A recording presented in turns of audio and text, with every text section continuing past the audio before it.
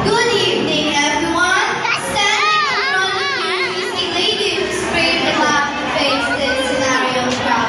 I am Rochelle Matamuneo, proud and honored to represent Kula Sila! Insecurities about our talents and abilities can move us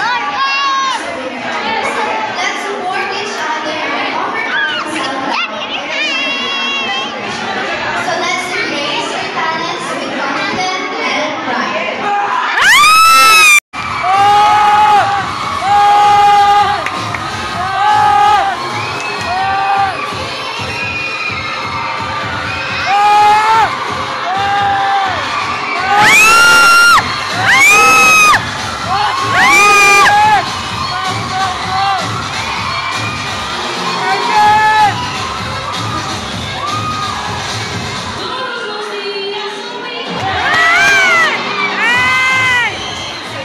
Good evening, everyone.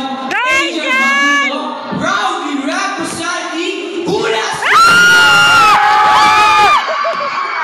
Mayat ko kasi for the homeless person.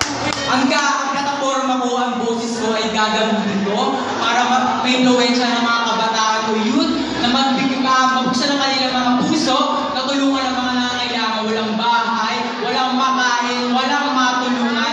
Nang sa gayon, magkaroon tayo ng komunidad na punong-puno ng pagmamahalan at kabutihan.